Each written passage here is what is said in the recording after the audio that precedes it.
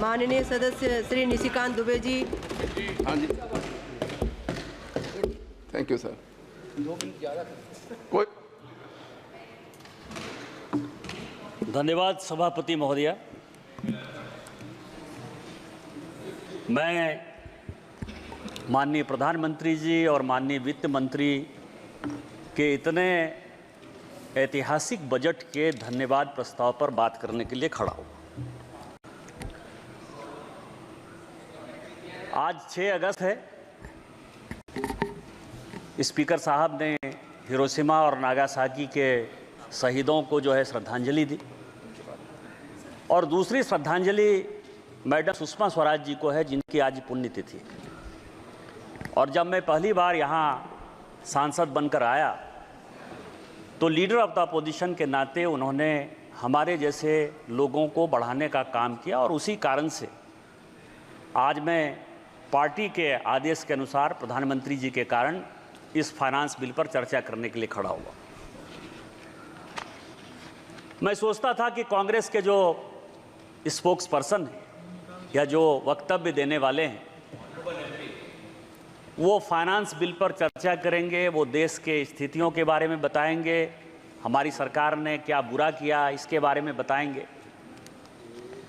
लेकिन कांग्रेस जो एक कंफ्यूज पार्टी है, उस कंफ्यूज पार्टी की तरह ही कंफ्यूज स्पीकर रहे। फाइनली उनका समय जो है कांग्रेस पार्टी को कट करना पड़ा, अब दूसरे स्पीकर बोलने के लिए खड़े हुए। आज स्थितियां क्या मैं देख पा रहा था, मैं सभापति महोदया मैं डिरेल नहीं होना चाहता। आज स्थिति क्या है पूरी दुनिया की? पूरी दुनिया की स्थिति क्या है? पूरी दुनिया की इकोनॉमी, यदि वर्ल्ड बैंक की, IMF की, फोर्ब्स की, अमेरिका की, जिनकी नीतियों से कांग्रेस बहुत प्रभावित रही है, यदि उनके रिपोर्ट को देखें तो पूरी दुनिया में 2.5% से लेकर 2.7% ही GDP बढ़ रहा है। पूरी दुनिया करा रही है। आप लंदन जाइए, आप न्यूयॉर्क जाइए, आप वाशिंगटन जाइए, आप पूरे यूरोप जाइए, सारे दुकान बंद होते हुए नजर आएंगे। बेरोजगारी की भयंकर सीमा है। इन्फ्लेशन का रेट यदि आप कहेंगे, कोई ऐसा मुल्क नहीं है जहां की 8% से कम इन्फ्लेशन है। पूरी स्थिति खराब है, चाहे करंट अकाउंट डेफिसिट का हो, चाहे GDP ग्रोथ का हो, फिस्कल डेफिसिट का हो, जिस भी पैमाने पर आप पूरी दुनिया को आंकने का काम करेंगे, आपको लगेगा कि माननीय प्रधानमंत्री जी और माननीय वित्त मंत्री निर्मला सीतारामन जी की नीतियां इस देश के लिए इतनी सक्सेसफुल हैं कि आज भी भारत आशा की किरण है। पूरी दुनिया में 7% से ऊपर GDP इसका ग्रोथ है।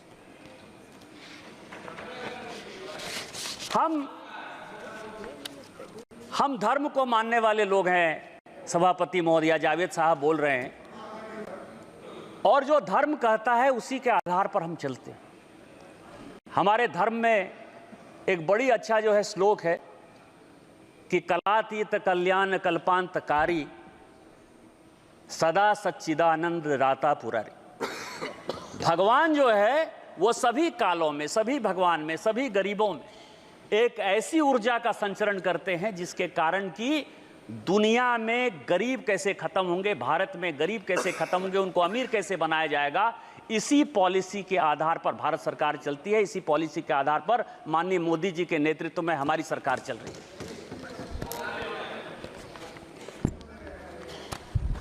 किसान बिल की बात हो रही है, और उस दिन मैंने बजट पर माननीय LOP, जिनको मैंने सोचा कि क्या संबोधन दिया जाए, तो लिप्स ऑफ पैरट, तोते का जो जवान होता है, उस तोते के जवान में जो लिखाया पढ़ाया जाता है वही उसको बोलना है। और इस बजट पर चर्चा करते करते ये अमर सिंह साहब भी वही चर्चा कर गए।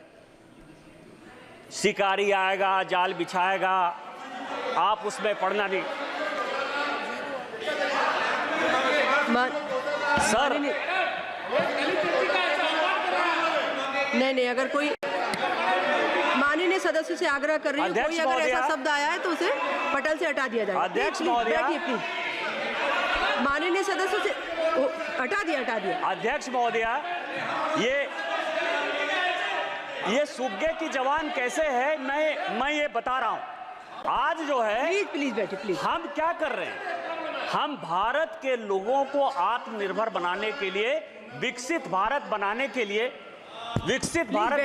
लिए, और आप भी सुनिए, कोई भी सदस्य जब बोल रहा हो तो प्लीज बैठे बैठे कमेंट्स भी मत करिए, प्लीज बोलिए। वो जो भी शब्द आया है पटल में नहीं आएगा। विकसित भारत बनाने के लिए हम काम कर रहे हैं, और उसके लिए इस बजट में जो सबसे बड़ा प्रपोजल है कि जो फॉरेन फाइनेंशियल इंस्टीट्यूट है, एफडीआई में जो कॉरपोरेट आते हैं, क्योंकि हम इकोनॉमी में जा रहे हैं, आरएनडी में जा रहे हैं, नए नए इंडस्ट्री में जा रहे हैं, तो वो यदि कंपनियां हमारे यदि इन्वेस्ट करना चाहेंगी तो उनके टैक्स को हमने जो है कम किया। और कम क्यों किया? क्योंकि हमारा मुकाबला सिंगापुर से है, हमारा मुकाबला अबू धाबी, यूएई, इनसे है, जहां की टैक्स की जो स्थिति है, कॉर्पोरेट टैक्स की स्थिति ऐसी है कि वो 20-22% से ज्यादा नहीं, कहीं एक जगह तो टैक्स ही नहीं है। और उस इंडस्ट्री को जब बैठना है, जब बैठकर आएंगे, इंडस्ट्री आएगी, तो यहाँ के बच्चों को रोजगार मिलेगा, डेवलपमेंट होगा, मेक इन इंडिया में जाएगा। और जो 2047 का एक संकल्प है कि हमको एक विकसित भारत बनाना है, जो 2027 का एक संकल्प है, जो रिपोर्ट कहती है, फोर्ब्स की रिपोर्ट करती है कि 2027 तक ऐसा संभव है, जो भारत जिस इकोनॉमी के साथ बढ़ रहा है, हम तीसरी वर्ल्ड की सबसे बड़ी इकोनॉमी हो जाएंगे। उसमें जो ये राइडर है, जिस पद पर सभापति महोदय उन्होंने बोलते हुए किस तरह से अराजकता फैलाने का काम किया, ये मैं आपको बताऊंगा। वो कहते हैं, वो क्या कहते हैं, वो महाभारत को गलत कोट करते हैं, वो रामायण को गलत कोट करते हैं, वो शिव को गलत कोट करते हैं, और उसके बाद वो कहते हैं, ये मैं बोल रहा हूं, मतलब आप ये समझिए, और वो ये कहते हैं कि हम जो है अराजकता फैलाएंगे, तुमको जो करना है करो। मैं अनुराग सिंह ठाकुर साहब ने जो उस दिन बात कही, मैं उससे कंप्लीट सहमत नहीं हूं। मैं अनुराग सिंह ठाकुर जी की तरफ से माफी मांगना चाहता हूं इस सदन में। लेकिन क्यों? इसीलिए कि अनुराग सिंह ठाकुर जी ने जो उनके ऊपर आरोप लगाया जाति का, तो जाति है ही नहीं ना। आप ये समझें कि वो कहते हैं कि जो मैं हूं वो दिखता नहीं, मैं जो दिखता हूं वो मैं नहीं, तो वो साधु है। और इस देश में कहा गया है कि जात न पूछो साधु की, साधु का जाति नहीं पूछना है।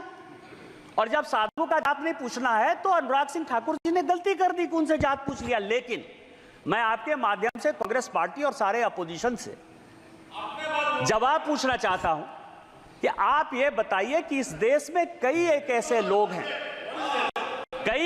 लोग हैं जिनको की धर्म में आस्था नहीं, कई एक ऐसे लोग हैं जिनको जाति में आस्था नहीं है, वो अपना किस तरह से जातिगत जनगणना करेंगे? जिस पद पर राम सुभग सिंह, चरण सिंह, जगजीवन राम, अटल बिहारी वाजपेयी, इस तरह के बड़े बड़े लोग रहे, जिस जगह पर शरद पवार जैसे लोग रहे, वाईबी चौहान जैसे लोग रहे, उस जगह की गरिमा का क्या हरासमेंट कर रहे हैं इस बजट में अराजकता फैला के, इस बजट का नकारात्मक पहलू दिखा करके। आप जातिगत जनगणना की बात करते हैं, इसी बजट में जाता है, यही टैक्स है, इसी टैक्स के आधार पर जाता है। और मैं स्पीकर महोदय, अध्यक्ष महोदय, आज मैं बहुत कुछ चीज लेकर आया हूं। मैं 1952 से लेकर 1990 तक का कांग्रेस का मैनिफेस्टो लेकर आया हूं। आप यदि कहेंगे तो मैं लेकर दूंगा 1952, क्योंकि उस दिन जो वित्त मंत्री जी ने कहा कि नेहरू ने यह कह दिया, राजीव गांधी ने आलोक मेहता को यह इंटरव्यू दे दिया, तो ये तो इंडिविजुअल कह सकते हैं कि राजीव गांधी का वो अलग से विषय था, राजीव गांधी का पार्टी से कोई लेना देना नहीं था, या नेहरू जी का पार्टी से लेना देना नहीं था।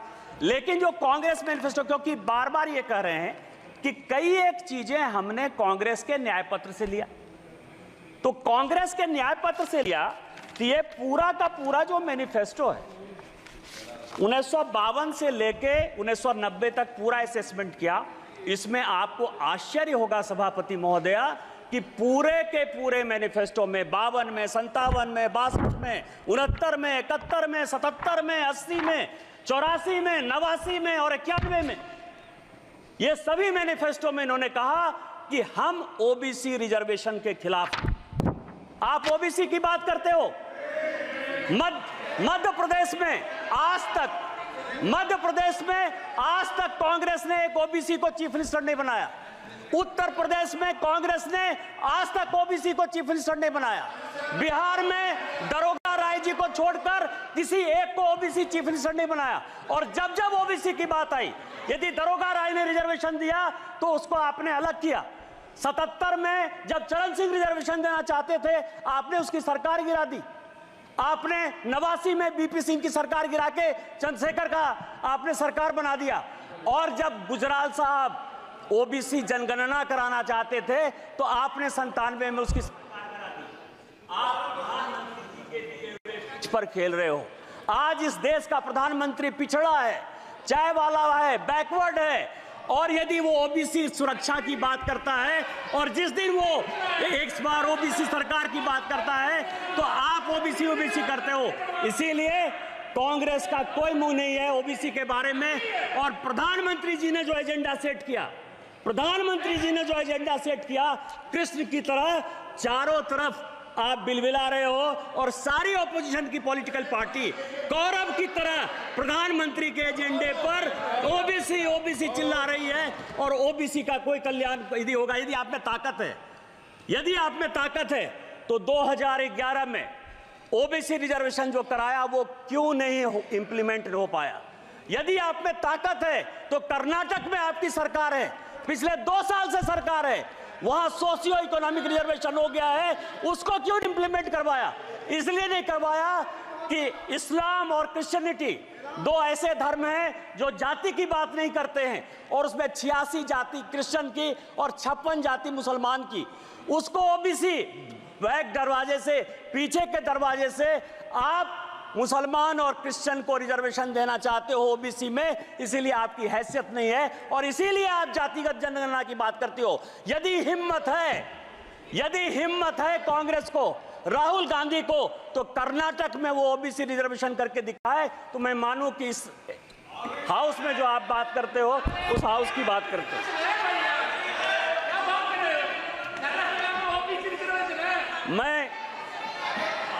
मैं कांग्रेस का बहुत सम्मान करता हूं, गांधी फैमिली का है भी सर।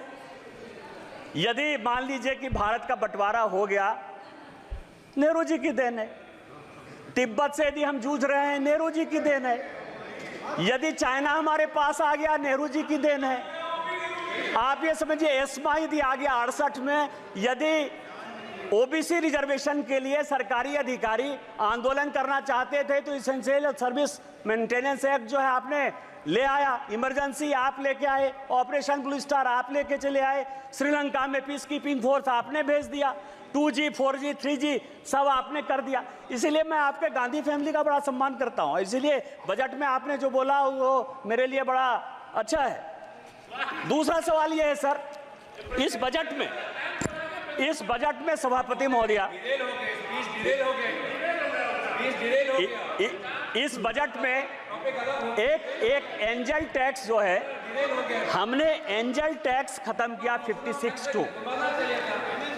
सभापति महोदया, ये सभापति महोदया 2012 में प्रणब मुखर्जी साहब ने एंजल टैक्स लगाया 56(2) 2012 में। और उसका कारण था, होता क्या था कि प्रणब बाबू और चिदंबरम के बीच में इतनी लड़ाई थी कि आप समझें कि वित्त मंत्री के ऑफिस और घर में बगिंग हो रहा था। बगिंग हो रहा था वित्त मंत्री के ऑफिस में, माने नहीं सकते बजट पर चर्चा करिए। और इस चक्कर में ज्यादा बढ़िया बनने के चक्कर में, जितना बढ़िया बनने के चक्कर में उन्होंने एंजल टैक्स लगा दिया।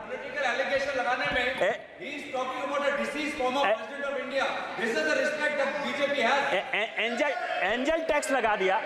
एंजल टैक्स क्या है? माननीय प्रधानमंत्री जी स्टैंड अप की बात करते हैं, स्टार्टअप की बात करते हैं, लोगों को रोजगार देने की बात करते हैं।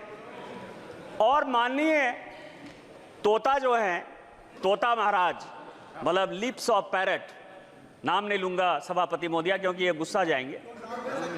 तो ये जो है कि युवाओं को आज तक, क्योंकि इस पैसे का हमने देखा कि कहां से बजट आता है, कॉरपोरेशन का कितना टैक्स आता है, इनकम टैक्स कितना आता है, जीएसटी कितना आता है, हमारी देनदारी क्या है, उधार क्या है, यह पूरा फाइनेंस बिल का टैक्स स्ट्रक्चर है। और उसमें 8% के आसपास ऐसा पैसा है जो डिफेंस को जाता है। आज तक डिफेंस पर किसी प्रकार की कोई चर्चा इस हाउस में नहीं हुई कि हम इस टैक्स से सेस लेते हैं, सरचार्ज लेते हैं तो डिफेंस में पैसा देते हैं। लेकिन पहली बार मैं देख रहा हूं सारे ऑपोजिशन के लोग अग्निवीर स्कीम के ऊपर जो है लगातार बजट में बोलते रहे। और चूंकि ये एंजल टैक्स लगाया है, युवाओं को ज्यादा से ज्यादा कैसे आगे बढ़ाया जाए, कैसे उसको रोजगार के लिए दिया जाए और उसको एबॉलिश किया है, इसके लिए माननीय वित्त मंत्री जी बधाई के पात्र हैं कि अब ज्यादा से ज्यादा लड़के जो है वो रोजगार में आएंगे। लेकिन मैं इसके तह पर गया तो मैं आपको बताऊं कोई नई बात नहीं है। सभापति महोदया, 1962 में जब चीन ने भारत को हरा दिया और लगा कि फोर्स की कमी है, तो भारत में 1962-63 में नेहरू जी ने शॉर्ट सर्विस कमीशन लाया। ऐसा नहीं है कि केवल फौज के लिए जो है अभी 5 साल का अग्निवीर स्कीम आया है, इसके पहले भी इस देश में 1962 में शॉर्ट सर्विस कमीशन आ गया। और शॉर्ट सर्विस कमीशन के बारे में मैंने सारे डिबेट पार्लियामेंट के, लोकसभा, आपको मैं बताऊं कि जो अफसर ज्वाइन करते हैं उनकी नौकरी 5 साल से 10 साल होती है और अब वो 14 साल हो गई है। शॉर्ट सर्विस कमीशन में आज तक किसी पॉलिटिकल पार्टी ने लोकसभा या राज्यसभा में या सदन के बाहर कोई क्वेश्चन नहीं किया कि यह शॉर्ट सर्विस कमीशन क्यों होगा। सर्विस तो एक ही है ना। आर्मी में भी जो अफसर के ग्रेड के लोग हैं, एक ग्रेड ऐसा है जो परमानेंट चलता है, दूसरा ग्रेड ऐसा है जो शॉर्ट सर्विस कमीशन में 10 साल के लिए चलता है। किसी पॉलिटिकल पार्टी ने आज तक कोई क्वेश्चन नहीं किया। क्वेश्चन आज हो रहा है, और आज हो रहा है क्यों? करे कोई भरे कोई। मैं आपको बताऊं कि मैं ये 1992-93 का 92-93 का कमिटी ऑफ एस्टीमेट का रिपोर्ट लेकर आया। यहां रिपोर्टें आती हैं, बनती हैं, चली जाती हैं। आपको आश्चर्य होगा सभापति महोदय कि 1966, ये पूरे सदन और पूरे देश को जानने वाली बात है, रिपोर्ट से लेकर आया हूं मैं, कोई भारत सरकार का कोई कागज लेकर नहीं आया। 1966 में इंदिरा जी आर्मी के रिक्रूटमेंट पर सीलिंग लगा दी। ये सबके समय, और ये डिपोजिशन में सेक्रेटरी डिफेंस ने कमिटी ऑफ एस्टीमेट को हेड कांग्रेस पार्टी के मनोरंजन भक्त कर रहे थे, मैं नहीं कर रहा था। 66 में सीलिंग लग गई। सीलिंग लगने के बाद आप पूरे दुनिया को बताते हो कि हमारे यहां इतनी ही आर्मी रहेगी, इतनी ही नेवी रहेगी, इतनी ही एयरफोर्स रहेगी। आप सीलिंग लगा दो और आप हमको कहो कि अब इसका रिक्रूटमेंट कैसे होगा, आप यदि फोर्स को बढ़ाना चाहोगे। दूसरा, इस सीलिंग के बाद उसी कमेटी की रिपोर्ट 1975 में और 1989 में 2 रिपोर्ट, 2 कमेटी इन्होंने और बनाई कि आर्मी को यंग कैसे रखा जाए। और मैं आपको बताऊं, छोटा सा उदाहरण यह है कि शॉर्ट सर्विस कमीशन भी जब बनाया गया था, उस शॉर्ट सर्विस कमीशन में भी पूरे यूपीएससी में, राज्य में, सभी जगह रिजर्वेशन दिया गया था। और उसका प्रभाव यह था, सभापति महोदया, मैं आपके माध्यम से गौरव गोगोई को बताना चाहता हूं कि इस देश के जो होम सेक्रेटरी हुए वीके दुग्गल, वो भी एसएसबी के ही रिक्रूटमेंट थे, शॉर्ट सर्विस कमीशन से आए और उसके बाद वो आईएएस बने। आज अग्निवीर पर 75 में कमेटी बनी, 89 में कमेटी बनी, और इन्होंने मैन पावर के लिए एक्सपर्ट कमेटी बनाने के बाद यह कहा कि आपको 5 साल और 7 साल के लिए, 1975 की बात है, ध्यान रखिएगा सभापति महोदया, 1975 से लेके आज तक 2019-20 तक लगभग 40 साल, 45 साल तक जो रिपोर्ट है वो गड्ढे में रही, खाते में रही, मैन पावर की कमी रही, ना आर्मी में आदमी रहा, ना नेवी में आदमी रहा, ना रिक्रूटमेंट सबको अच्छा हुआ। आज यदि वो रिपोर्ट आर्मी के कहने पर इंप्लीमेंट हो रही है, तो आप युवाओं को देश के साथ जोड़ने के लिए काम कर रहे हो, कि आप हमारे यहाँ अफगानिस्तान, बांग्लादेश, पाकिस्तान की जो स्थितियां हैं, जिस तरह से अराजकता हो रही है, जिस तरह से रिजर्वेशन के खिलाफ सारे लड़के रोड पर आ रहे हैं, उस तरह का रोड ला रहे हो। आप जनता को क्यों गुमराह कर रहे हो?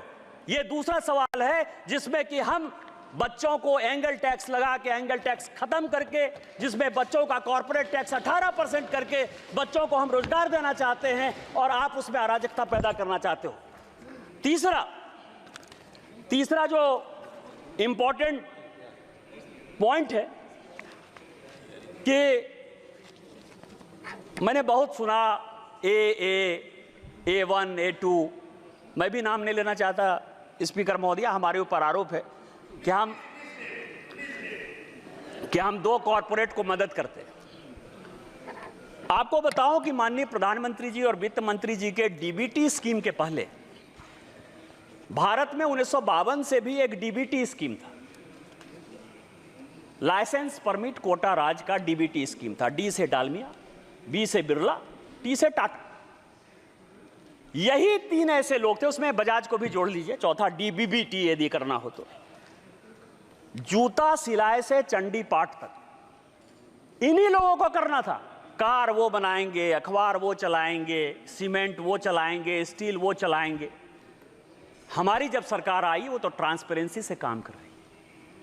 और ये जो कॉरपोरेट है, मैं आपको ये बताऊं कि इस टैक्स का, ये जो 32 लाख 33 लाख करोड़ टैक्स आता है, इस टैक्स में ये जो 500 कंपनी जिसको ये गाली देने की बात करते हैं, क्योंकि भारत में सबका साथ, सबका विश्वास, सबका प्रयास, इसके आधार पर जब ये सरकार चलती है, तो आपके लिए बिजनेसमैन, आप रोटी खाने जाओ बहुत बढ़िया है, शादी में जाओ बहुत बढ़िया है, उनसे गिफ्ट लो बहुत बढ़िया है, उनके चुनाव में आपको चुनाव में पैसा दे बहुत बढ़िया है। लेकिन जब गाली देने की बात, ऐसा मैंने तो निकृष्ट विपक्ष ही नहीं देखा कभी सभापति महोदय, कि जो लेते भी हैं, खाते भी हैं और गाली भी देते हैं।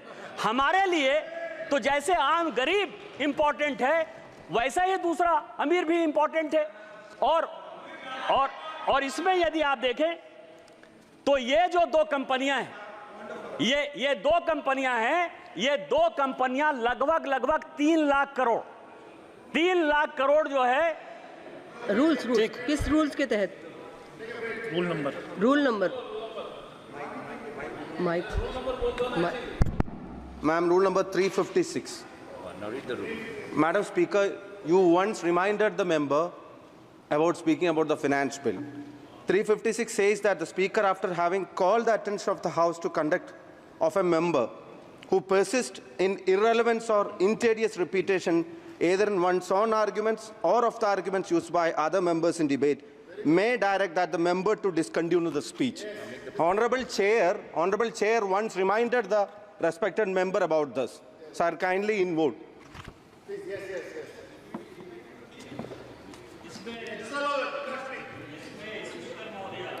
रिपीटेशन, मैं एंजल टैक्स की बात कर रहा हूं, मैं कॉर्पोरेट टैक्स की बात कर रहा हूं।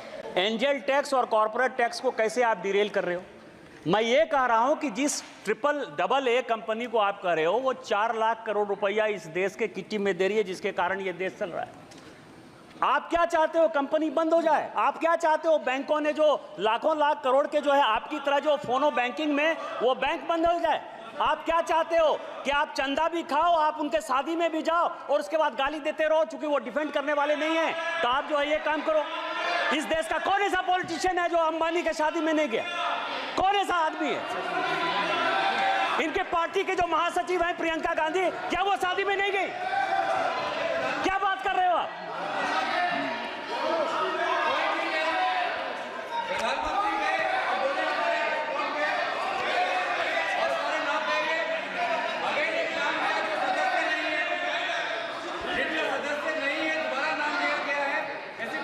आप महासचिव कहिए सर, आप कहिए कि तोते की बहन जो है शादी में गई, इतना मान लीजिए सर। प्लीज बजट पर कंप्लीट करिए। एक बयान हमने ये फाइनेंस बिल में एक बड़ा अच्छा पार्ट आता है अध्यक्ष महोदय, पीएमएलए का। और इस सदन में जितने लोग बोलते हैं वो इनकम टैक्स के बारे में बोलते हैं, ईडी के बारे में बोलते हैं और सीबीआई के बारे में बोलते हैं। सीबीआई तो खैर अलग संस्था है, लेकिन इनकम टैक्स और ईडी, ये दो महत्वपूर्ण है और इस फाइनेंस बिल में भी ईडी के लिए कई एक चीजें जो है वो बताई गई। अब आप ये बताइए सर महोदया कि 1988 में मैं जब तोते की लिप सर्विस की बात करता हूं तो बड़ा गुस्सा आता है, तोता तोता कहते हैं। 1988 में ये सदन के जानने लायक चीजें हैं कि राजीव गांधी साहब ने बेनामी ट्रांजैक्शन एक्ट कानून यहां लाया 1988 में, और 88 से वो 2017 पहुंच गया। 30 साल में उसके रूल्स नहीं बन पाए। आप हमसे हिसाब लेते हो कि हमने किसको पकड़ा किसको नहीं पकड़ा, कौन जेल गया, कहां ब्लैक मनी है कहां व्हाइट मनी है। कभी अपने गिरेबान में झांका कि 88 में बेनामी ट्रांजैक्शन एक्ट, और उसके बाद आपकी सरकार रही 91 से 96 तक, 2004 से लेकर 2014 तक। ऐसा भी नहीं कर सकते हो कि हम सरकार में नहीं रहे, आप लागू नहीं कर पाए। आप किसको साथ दे रहे थे, किसको साथ दे रहे थे? दूसरा मैं आपको बताऊं, यह सुप्रीम कोर्ट का आदेश 2012 में दिसंबर के महीने में बेनामी ट्रांजैक्शन एक्ट में संशोधन हुआ। भारतीय जनता पार्टी की तरफ से मैं बोलने के लिए खड़ा हुआ और उस तरफ से माननीय चिदंबरम साहब थे, बड़े फेमस वित्त मंत्री, उनसे ज्यादा पढ़ा लिखा आदमी तो मैंने जीवन में देखा ही। मैंने बोलते हुए कहा कि आप जो एक्ट लेके आ रहे हो, एक दिन यदि वाइफ हस्बैंड में भी लड़ाई होगी तो उसमें पीएमएलए लग जाएगा, और ये जितना स्ट्रिंजेंट है, जिस भी आधार पर लगा रहे हो, भगवान न करे कि एक दिन आप ही जेल चले जाओ। जब मैं मेरा सीट नंबर 545 था उस जमाने में, अध्यक्ष सभापति महोदया, जब मैं बात कर अंतिम था, मैं अंतिम सदन का सदस्य 545 नंबर पर था। जब मैं बोलकर खड़ा बंद हुआ तो चिदंबरम साहब खड़े हुए और चिदंबरम साहब का बड़ा फेमस भाषण है कि भारतीय जनता पार्टी बहुत पढ़ी लिखी पार्टी है। मेरी अपेक्षा यह थी कि पीएमएलए कानून में बोलते हुए भारतीय जनता पार्टी अपने एक विद्वान आदमी को खड़ा करेगी, लेकिन उसने सबसे मूर्ख, बुद्धू और दकियानुसी आदमी को, जो है जिसको पीएमएलए पता ही नहीं है, उसको खड़ा कर दिया। यह सुप्रीम कोर्ट का यह आदेश है, और सुप्रीम कोर्ट के आदेश में एफएटीएफ में जो चिदंबरम साहब का 2012 का दिसंबर का स्टेटमेंट है, उसी को कोट करते हुए यह रिपोर्ट आया है। जब रोपे पेड़ बबूल का तो आम कहां से हो। इनकम टैक्स में डायरेक्ट टैक्स कोड पर हमारी फाइनेंस की कमेटी, यशवंत सिन्हा चेयरमैन थे, मैं उसका मेंबर था, 5 साल तक हम लोग मेहनत करते रहे कि डायरेक्ट टैक्स कोड को हम लोग बदल देंगे। पीएमएलए में आप स्ट्रिंजेंट कानून लेके आ गए, तो जब लेकर आ गए बिना किसी एक पैसा को खर्च करते हुए, यदि कांग्रेस पार्टी ने आपको 90 करोड़ रुपया दे दिया और आपने जो है यंग इंडिया खरीद लिया, नेशनल हेराल्ड खरीद लिया, 750 करोड़ की संपत्ति बिना किसी पैसे के आपको मिल गई, तो क्या राहुल साहब जो चिदंबरम साहब का कानून है उसमें आप जेल नहीं जाओगे? ये जेल नहीं जाओगे? और मैं तो कोट कर रहा हूं सुप्रीम कोर्ट के आदेश के आधार पर। तो इसीलिए आप जो सीबीआई और इनकम टैक्स की बात करते हो, ये आपकी कारस्तानी है। हमारी सरकार माननीय निर्मला सीतारामन जी के ऊपर केवल वो उसको इंप्लीमेंट करती है। हमने अपने एजेंसी को केवल फ्री छूट दे रखा है। जो भी भ्रष्टाचारी है वो जेल जाएगा, वो किसी कीमत पर नहीं छूटे। माननीय सदस्य कंप्लीट करिए प्लीज।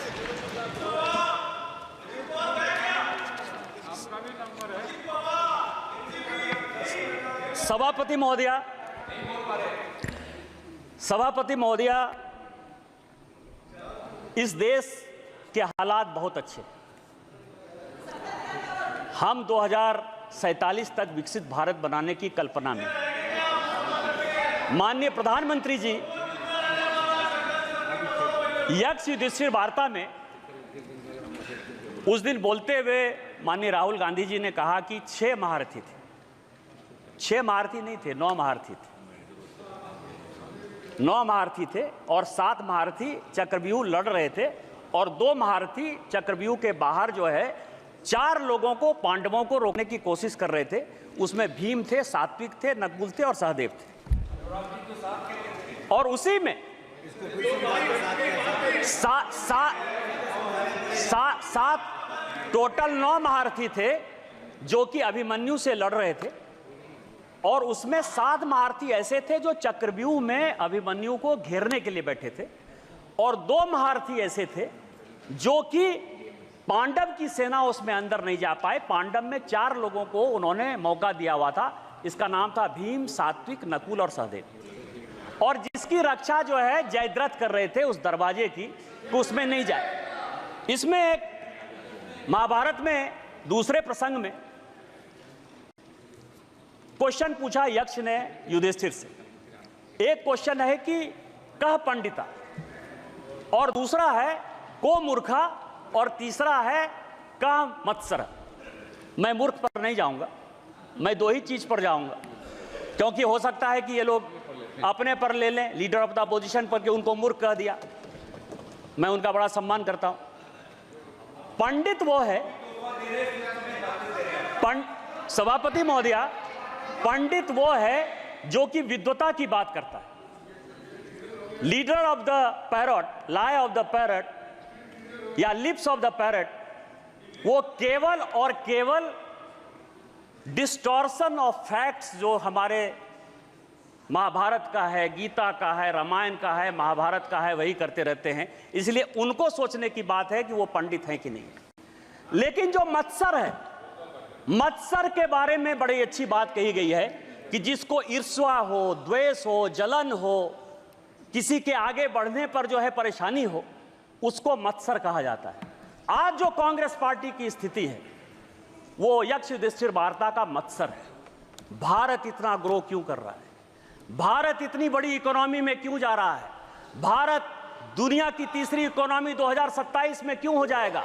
और इस कारण से युवाओं को भड़काओ, किसानों को भड़काओ, इसी कारण से जातिगत रिजर्वेशन के आधार पर, जिस रिजर्वेशन के आधार पर आज बांग्लादेश जैसा देश जो है जल रहा है, पाकिस्तान खत्म हो रहा है, श्रीलंका खत्म हो रहा है, लीडर ऑफ द अपोजिशन के नाते जिसकी कोई जिम्मेवारी नहीं। और जिम्मेवारी कैसे होगी सभापति महोदय? जिम्मेवारी नहीं होने के पीछे रीजन है। रीजन ये है कि मैं 3 किताब मैं अभी पढ़कर आया, वो 3 किताब बड़ा इंपॉर्टेंट है। एक किताब अशोक मित्रा ने लिखा, प्रेटलर्स टेल। अशोक मित्रा साहब बंगाल के सबसे लॉन्गेस्ट फाइनेंस मिनिस्टर रहे, और इंदिरा जी के वो इकोनॉमिक एडवाइजर। दूसरी किताब नटवर सिंह की है जो कहता है कि 1 लाइफ इज नॉट एनफ, और तीसरी किताब संजय बारू की है, एक्सीडेंटल प्राइम मिनिस्टर।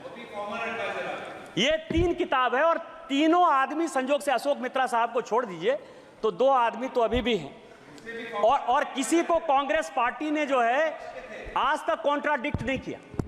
कॉन्ट्राडिक्ट। और तीनों किताब क्या कहती है कि अमेरिका तय करता था इस देश का वित्त मंत्री कौन हो। संजय बारू कहते हैं कि प्रधानमंत्री मनमोहन सिंह जी ये सरकार नहीं चलाते थे, ये सरकार नेशनल एडवाइजरी काउंसिल की सोनिया गांधी जी चलाती थी। ये मैं नहीं कह रहा, संजय बारू की किताब है, मैं तो केवल किताब को कोट कर रहा हूं। उस तीनों में और मैं कुछ CIA की डीक्लासिफाइड फाइल्स लेकर आया। ये CIA की डीक्लासिफाइड फाइल्स है। ये फाइल ये कहती है कि कांग्रेस पार्टी के सभी लोग सोवियत रूस से बिके हुए थे, वो पैसा लेते थे, पैसा लेकर वो जो है देश की पॉलिसी बनाते थे, देश का कैसे नुकसान हो वही काम करते थे। ये डीक्लासिफाइड फाइल कहती है। ये तीनों किताब को यदि आप देखेंगे, चाहे वो अशोक मित्रा की हो, चाहे संजय बारू की हो और नटवर सिंह की हो, ये कांग्रेस पार्टी इस देश को बदनाम करना चाहती है, बर्बाद करना चाहती है, ऐसा सिचुएशन पैदा करना चाहती है कि प्रधानमंत्री मोदी जी के खिलाफ पूरा माहौल बने, इस देश के खिलाफ पूरा माहौल बने, लेकिन वो हम होने नहीं देंगे। ये देश के तीसरे बार प्रधानमंत्री बनने वाले दूसरे लोग हैं। और मैं आपको रामधारी सिंह दिनकर की कविता से खत्म करता हूं कि उन्होंने कहा कि जब नाश मनुष्य पर छाता है, पहले विवेक मर जाता है। अस्तित्व संकल्प दोहराता हूं, याचना नहीं अब रन होगा, जीवन या कि मरण होगा। इस देश को बनाने के लिए कोई भी कुर्बानी देनी पड़ेगी, हम कुर्बानी देंगे। हम वित्त मंत्री द्वारा इस फाइनेंस बिल का समर्थन करते हैं और पूरे सदन से आग्रह करते हैं कि उस बिल को पास करें। इन्हीं शब्दों के साथ जय हिंद जय भारत।